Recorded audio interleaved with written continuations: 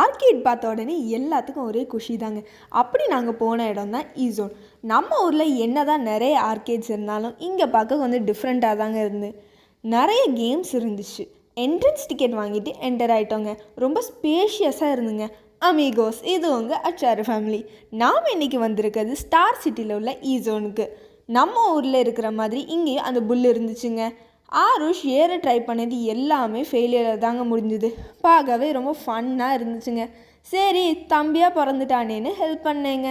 Starting எல்லாம் நல்லா தாங்க இருந்துச்சு. அவங்க சொன்ன இன்ஸ்ட்ரக்ஷன் படியே அவனும் பண்ணினான். ஆனால் போக போக ஆட்டம் வேறு மாதிரி இருந்துச்சுங்க. நீங்களே பாருங்களேன்.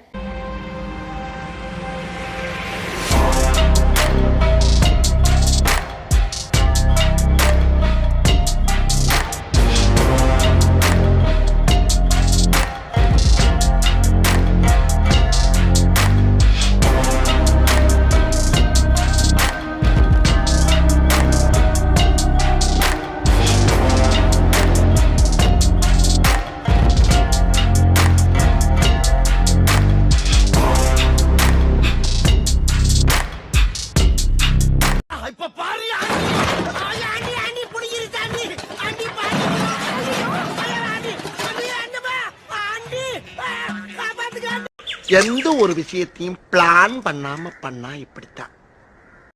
நெக்ஸ்ட் அவன் வீடியோ கேமுக்கு வந்துட்டாங்க. அதுவுமே ஃபன்னாக தாங்க இருந்துச்சு.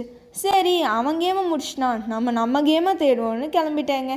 பார்த்தா என் பாஸ்கெட் பால் அங்கே தாங்க இருந்துச்சு. ஜாலியாக விளையாட ஆரம்பிச்சிட்டேங்க.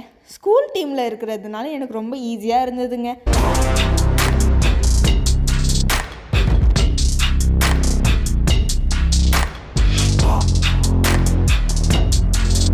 பார்த்திங்களா, என் தம்பியும் வந்து ஜாயின் பண்ணிக்கிட்டான். 2 பேரும் போட்டு டயர்டாகி நெக்ஸ்ட் கேமுக்கு போயிட்டோம். அடுத்த என் தம்பி சூஸ் பண்ண கேம் ஜெட்ஸ்கி கேம். ரொம்ப சீரியஸாக ஏதோ கடல்லே போகிற மாதிரி ஓட்டிகிட்ருக்காங்க. நமக்கு இதெல்லாம் சரிப்பட்டு வராதுன்னு என் கேமை சூஸ் பண்ண போயிட்டேன். நான் அடுத்து சூஸ் பண்ணது ஷூட்டிங். இது என் கை கால் மூளைன்னு எல்லாத்துக்கும் வேலை கொடுத்துச்சுங்க. அப்படியே ஒரு சேட் ஃபேஸோடு வெளியே வந்துட்டோம். இதே போல் அழகான விஷயங்களுக்கு அச்சார ஃபேமிலியோடு இணைந்திருங்கள். இது ஊர்கா.